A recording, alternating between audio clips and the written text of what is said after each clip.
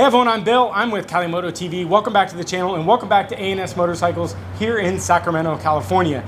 Today, I have my hands on a bike that many of you guys have only seen and dreamed of. This is the 2020 Rocket 3R. This 2500cc massive monster is all ready for me. Randy came in and said, hey, the Rocket's ready for you. So let's take some good close-up shots around this bike. Let's get it out on the road and see what this Rocket 3 is all about.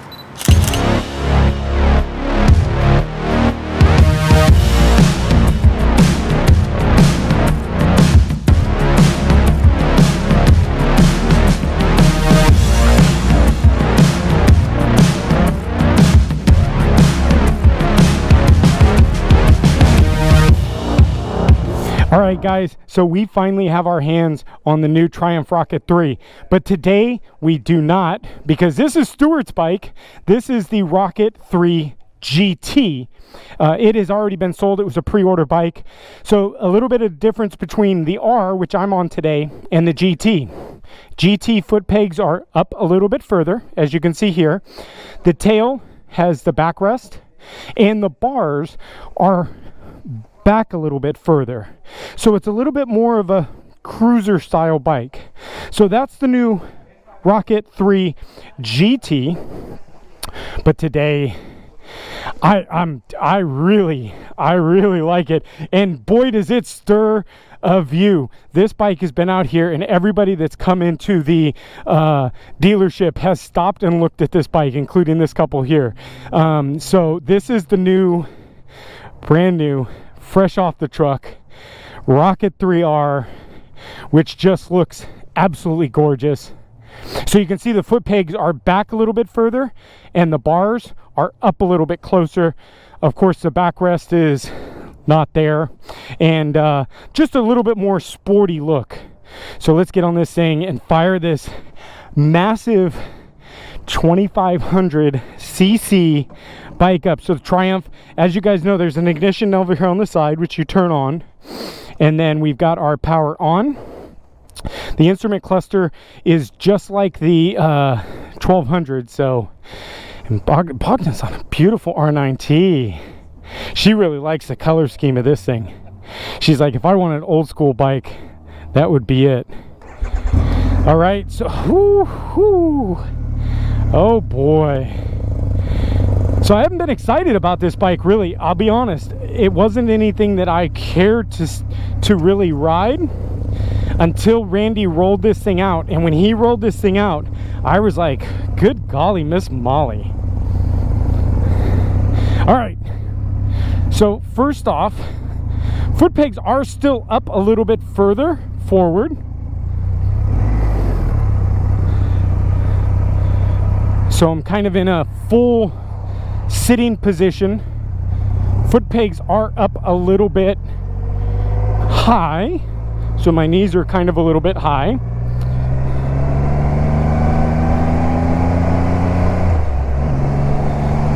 All right, kind of getting a little used to it. So completely different bike. I'm out of my element here. I rode the Ducati Duval, and I still probably butchered it, but hopefully it's closer for you guys that watch that Ducati Duval video. Little bit out of my comfort area with these kind of cruiser style bikes. I've never really been into them, but I will tell you that the look of this thing, absolutely gorgeous. And the sound of this triple 2500cc motorcycle. Now let's put this into perspective. 2500 cc's, obviously 2.5 liter, if you guys couldn't figure that out. 2.5 liter, that's bigger than most Subarus. That's bigger than a Honda Civic motor. 2500 cc's. Now, so with that being said, 165 horsepower and a whopping 163 pound-feet of torque. That is correct. I said that correct. 165 horsepower and 163 pound-feet of torque. So talk about a torque monster. Oh man, wow. All right, we're gonna get into this in a little bit, but let's get out on the freeway. Let's get out of the city before we get this thing opened up.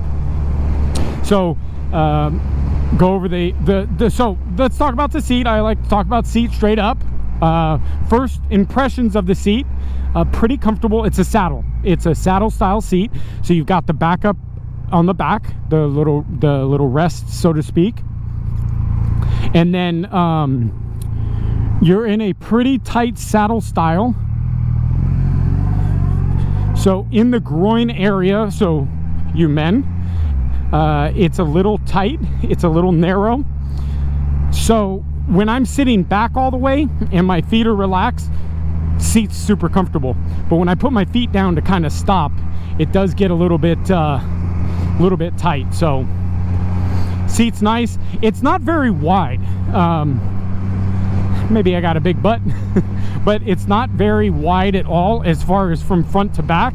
I could probably use a little bit more in the back because my back is kind of resting on the back area. So I would have used a little bit longer. But all in all, the seat's not horrible. It's definitely rideable. I think it's something that if we were on the Grand Tour or the GT version, I would hope that seat's just a little bit wider. As far as ergonomics, now that I'm on it, the bars are nice. They're kind of just below elbow height, so your kind of arms are kind of straight out, so they feel good. And you're in a complete sitting position. Feet are your front feet are this way, and your legs are kind of flat. So just basically imagine sitting in a chair. That's the position that you're in. Now, I didn't notice off the bat if there's a quick shifter. It's not quick shifting, so I'm not sure if there is a quick shifter on here. I believe there is an enable button in the Triumphs to be able to turn the quick shifter on and off. So I didn't go through the menus first, so my apologies. But I do know the menus on this, so it should be pretty easy to get into. As far as the handlebars, we've got our our high beams over here, our cruise control. So the Triumph cruise control works pretty simply as push and hold the set button down, and so you're going to push and hold the set button, and then that will turn it on. You can see that the little, let's see if I can creep around here.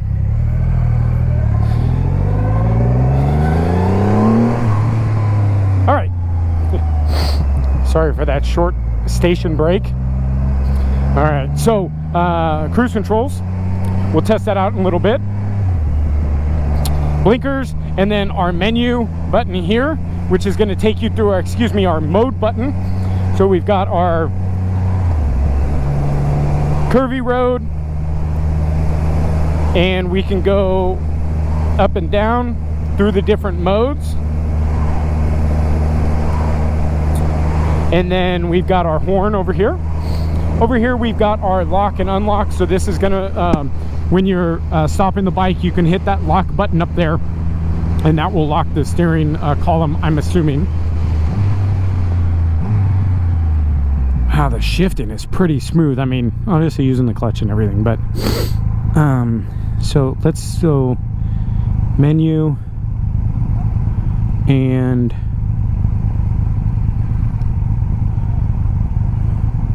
so we're in sport mode. So a little bit different menu than the Triumph 1200. A little bit different how the menu works. Let's get off the speed stoplight. So the pickup straight off, with all this torque, the thing just goes, and it goes smooth. The clutch is super smooth. So we've got a Brembo hydraulic clutch, Brembo front, rear, masters, everything is Brembo on this thing. And to be said, because this is an incredibly put together bike. So to be able to have the Brembo brakes and the Brembo Master sure feels like it makes a big difference.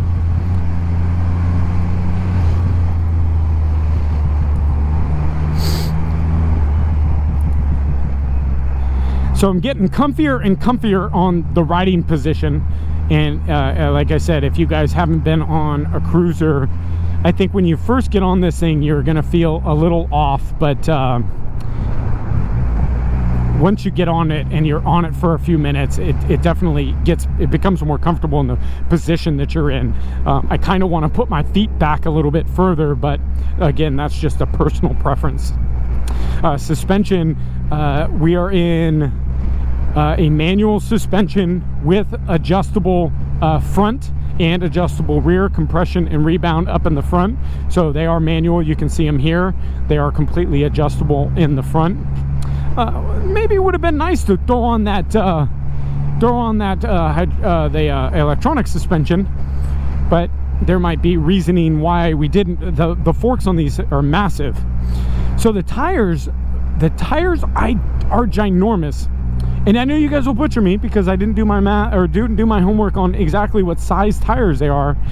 But I believe the front is a 160 front tire and the rear is a 320. No, that seems big. 260 maybe. It's a big rear tire. But the front is like a 160, which is, to put it in perspective, the same size rear tire as like a 300 or a 400 bike on the front. So kind of crazy perspective wise on the size of the front. So maybe that's why the suspension is set up the way it is.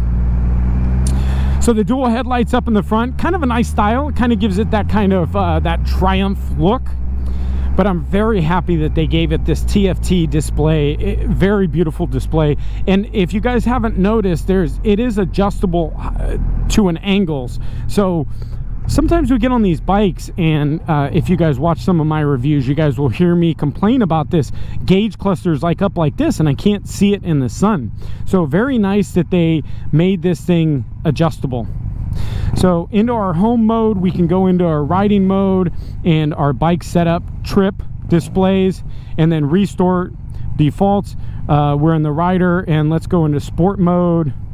So you can change your traction control, ABS, and map, and so your different settings you can change there. Bike setup. Oh, hill hold. Okay.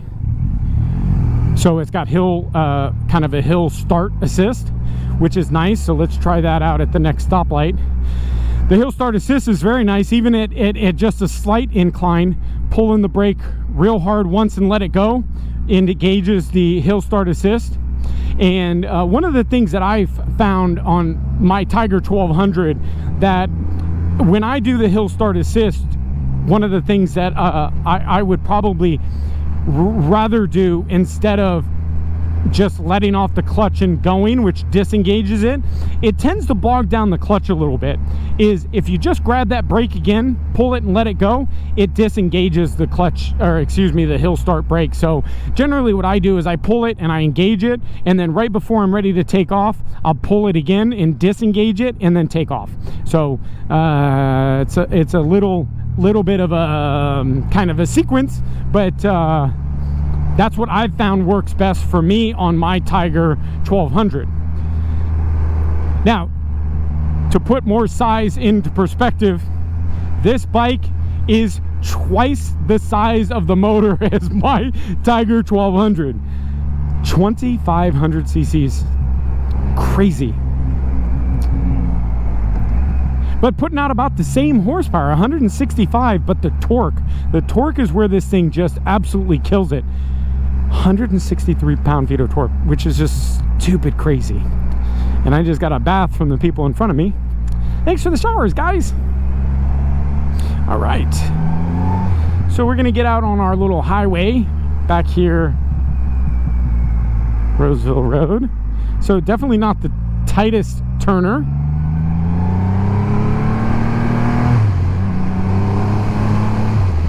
This thing has some go though. Again, it's third gear, 3,000 RPMs. Red line is just above 6,000, but we're ready to go. All right, all right, all right. That was it. That was it. Wow. Oh my goodness. There's not much more I can say about that. And in fourth gear, it's got some torque to pick up too. But that third gear roll on. So David, when we were leaving, he's like, I don't know why this thing's got 6 gears, because I'm in fourth right now at 3,000 RPMs. So now I can kind of understand, because I'm in fifth and we're hitting just at the 65 mark and we're at like 2,800 RPM. So if I shift into 6, it's like on the highway 6, there's nothing. A little bit of torque pickup, but Jesus, he's absolutely right. This thing, you know, at 45 to 65 miles an hour, you're almost going to want to ride this thing in fourth gear, which is pretty crazy. So torque and horsepower all there. And of course, so you've got the torque on the low end to pick it up, and then that horsepower kicks it in. One of the reasons why I like the R9T Racer, because the R9T Racer definitely gives you that low end torque and then the high end horsepower, as little horsepower as it's got. But you know what I'm saying, this thing is got that low end torque, horsepower up top. I'm enjoying this bike more and more that I'm on it. The seat's becoming a little bit more comfortable. Riding position's good. Never had an issue with that. I don't know that the GT, you know, having the bars up any further is too bothersome and my feet out. So for me, I'm gonna go with the Rocket 3R over the Rocket 3 GT, personally, is what my pick would probably be, because this is it is definitely casual enough, right? The feel is definitely going to be cruiser style. So let's get it back into the menu, and then we've got our tripometer, trip setup, display setup, so you can change your themes and your contrast and your visibles and your gear indicators. So I really like that this has got 2 different style themes. We'll get into, so you can see that I changed the theme, and wow, I really like this theme. What do you guys think of that? Ooh, I like this one. Theme number 2. And the little gear change when I got into 1. Ooh, I like this gear indicator, or this gauge cluster. So you got your speedo in the middle now, and all your extra readings are over here. So of course, through the through that side menu, you can go through your coolant and temperature, and you can go high contrast or low contrast. So there's our high contrast, so we go into a white gauge. Obviously that's going to be for daytime, and then our nighttime, which is going to go into the black, or the middle is auto, so it's obviously going to auto detect our daylight and change that. It might change it to black here in a second because it's kind of in the darker shaded area, but it gives you that. Down below it says contrast. Over to the right, oh, and there is 3 different, so on the Triumph, on the Tiger 1200, in each theme there's 3 different styles, which is the same here. So you can pick between the different styles. So that's number 2. I'm just going to straight go back to 3 because I enjoy it. And then of course you have your kind of infotainment area, or your info area, miles on the bike, time on your trip, and my average miles per hour. Click that over one more, and then you've got your fuel stuff.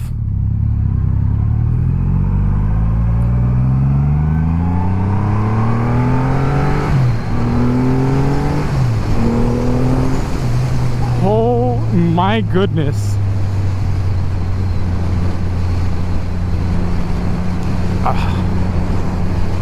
don't know, guys. I really, honestly, did not come into riding this bike thinking I would enjoy it as much as I do.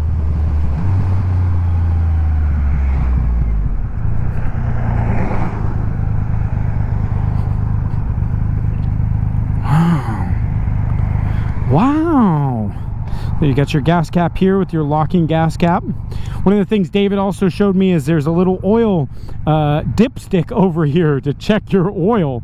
So that's kind of funny. So it's an inline 3, straight up 3. And what's cool is on the design, if we look over here, you see the 3 exhaust manifolds. But if you look on this side, you see the 3 intake manifolds. So it's very cool. When I first saw it, I thought, wait a minute, is that like a vertical 6 or what the hell is it? Because I saw these, obviously these pipes over here. I won't even say it. So I was like, wait a minute, and he's like, no, that's the intake side and this is the exhaust side. And I was like, oh, duh.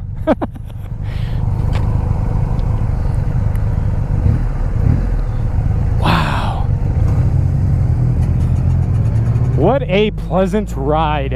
What an absolute joy. I would love to have this thing for a couple days. This thing up on Highway 1 would be an absolutely gorgeous bike.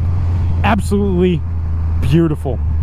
If you guys, I'm gonna try to get this review out as quickly as possible, because if you guys are looking for a Rocket 3, this one is available for sale here at A&S. And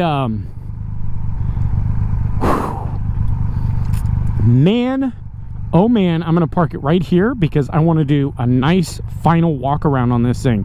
So turn it off and off. Rocket 3, 16 miles. And get this thing up here and do a nice little walk around on this thing for you guys. A final walk around. Brembos. Look at how they stuffed that Brembo. So 240 rear. I wasn't too far off. I think I said 260. So 240 rear and 150 front. Absolutely gorgeous. And look at this. Look at this, guys. And the exhaust. And so what do you guys see? I just noticed something. What do you see? 3 pipes but 2 exhausts? Seems kind of weird, right?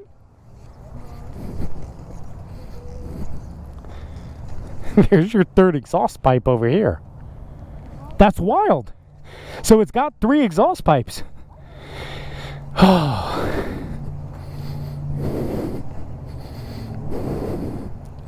This is a gorgeous bike. You guys, if you guys are looking and thinking about this bike, Triumph, you absolutely nailed this bike. It's absolutely perfect. Perfect. Absolutely perfect. All right, guys, when we're back here at A&S, remember, we've got our whole dealership to our disposal. We're out on a couple more bikes, so stay tuned for more videos. Make sure you hit that subscribe button down on the below if you guys are into the R9Ts. Bogner will be back on an R9T. But make sure you hit that subscribe button and smash that like button. Come visit A&S. Get your Triumph Rocket 3 here as soon as possible. Talk to you guys later. Thanks again. Bye-bye.